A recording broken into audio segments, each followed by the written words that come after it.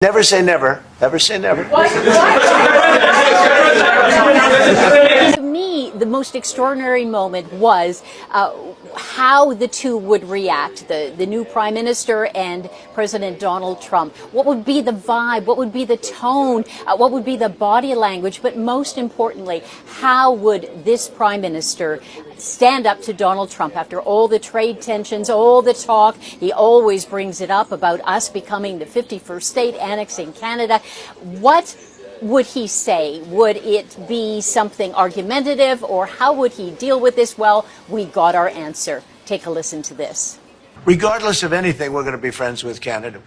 Canada is a very special place to me. I know so many people that live in Canada.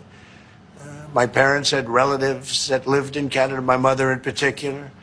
And no, I love Canada. Mark, would you like to say a few words? Thank you, Mr. President. I'm on the edge of my seat, actually, for the big announcement. But thank you for your hospitality and above all, for your leadership. You're a transformational president, focus on the economy with a relentless focus on the American worker, securing your borders, ending the scourge of fentanyl and other opioids, and securing the world. And I've been elected with my colleagues here, with the help of my colleagues here. I'm going to spread the credit to transform Canada with a similar focus on the economy, securing our borders, again on fentanyl, much greater focus on defense and security, securing the Arctic and developing the Arctic. And the history of Canada and the U.S. is we're stronger when we work together, and there's many opportunities to work together. And I look forward to addressing some of those issues that we have, but also finding those areas of mutual cooperation. I won't say this about Mark, but I didn't like his predecessor. I didn't like a person that worked for. She was terrible, actually. She was a terrible person. And she really hurt that deal very badly because she tried to take advantage of the deal and she didn't get away with it. You know what I'm talking about. But so, we had a bad relationship having to do with the fact that we disagreed with the way they viewed the deal, and we ended it. We ended that relationship pretty much. The USMCA is great for all countries. It's good for all countries. We do have a negotiation coming up over the next year or so to adjust it or terminate it. Mr. President, I'll say a word on USMCA if I may, Mr. President. It is a basis for a broader negotiation. Some things about it are going to have to change. And part of the way you've conducted these tariffs has taken advantage of existing aspects of USMCA. So it's going to have to change. There's other elements that are come, and that's part of what we're going to discuss. Is there anything he could say to you in the course of your meetings with him today that would get you to lift tariffs on Canada? No. Why not? Just the way it is. We are the largest client of the United States in the totality of all the goods. So we are the largest client of the United States. We have a tremendous auto sector between the two of us, and the changes that made have been helpful. 50% of a car that comes from Canada is American. That's not like anywhere else in the world. And to your question about is there one thing? No, this is a bigger discussion. This is very friendly. We're not. This is not going to be like we had another little blow up with somebody else. That was a much different. This is a very friendly conversation, but. We want to make our own cars. We don't really want cars from Canada. And we put tariffs on cars from Canada, and at a certain point, it won't make economic sense for Canada to build those cars. And we don't want steel from Canada because we're making our own steel, and we're having massive steel plants being built right now as we speak. We really don't want Canadian steel, and we don't want Canadian aluminum and various other things because we want to be able to do it ourselves. Mr. President, you have said that Canada should become the 51st state. No. Well, I still believe that, but it takes two to tango, right? But no, I do. I mean, I believe it would be a massive tax cut for the Canadian citizens. You get free military, you get tremendous medical cares and other things. I'm a real estate developer at heart. When you get rid of that artificially drawn line, somebody drew that line many years ago with like a ruler, just a straight line right across the top of the country.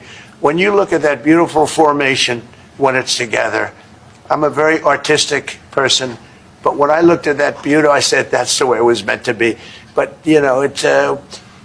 I do feel it's much better for Canada, but we're not going to be discussing that unless somebody wants to discuss it. I think that there are tremendous benefits to the Canadian citizens, tremendously lower taxes, free military, which honestly we give you essentially anyway because we're protecting Canada if you ever had a problem. But I think it would really be a wonderful marriage because it's two places that get along very well. They like each other a lot.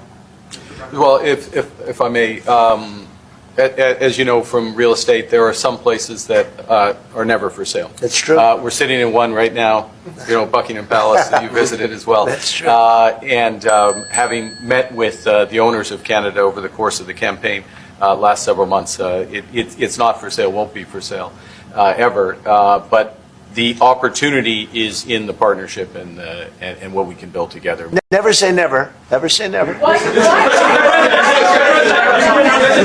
I was watching your face through the meeting in the Oval Office, and I wondered what was going through your mind when the President talked about erasing the artificial border and how he criticized your predecessor and Madam Freeland.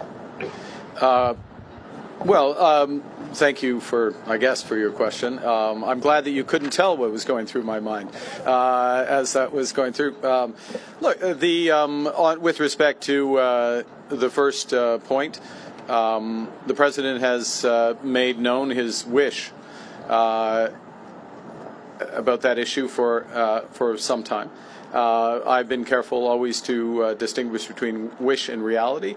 I was clear there in the Oval Office, as I've been clear throughout on behalf of Canadians, that this is never going to happen. Canada is not for sale. It never will be for sale. Some things, as I said in the room, some things are never for sale. And he agreed with that. I distinguish between the two. And then with respect to the importance of reestablishing a constructive relationship for negotiations of a partnership, of an economic and security partnership, which is what we were here for. I look forward, not back, and I think we established a good basis today. We had a great meeting today, actually, with the new Prime Minister, who's a terrific guy. And we had a very long session with JD and Marco and everybody. And it went very well. No, we had a very great meeting. And no tension. We want to do what's right for our respective peoples. And that's what's going to happen. In a tense Oval Office meeting, President Donald Trump proposed the idea of Canada becoming the 51st U.S. state. Prime Minister Mark Carney firmly rejected the notion, stating Canada is not for sale. When Trump responded with "never say never," Carney emphatically replied, "Never, never, never, never, never." In this video, we showed the dynamics of the Trump-Carney meeting, the implications of Trump's annexation proposal, Carney's stance on Canadian sovereignty, and the broader context of U.S. Canada relations. The recent exchange between President Trump and Prime Minister Carney underscores the complexities of international diplomacy and national sovereignty. As discussions continue, it's crucial to stay informed. If you found this video insightful, please like, share, and subscribe. Your engagement helps us bring more in-depth analysis to light. Just a quick note, full credit goes to the original creators of these videos. Stay informed, stay engaged. Thanks for watching. I'll see you in the next one.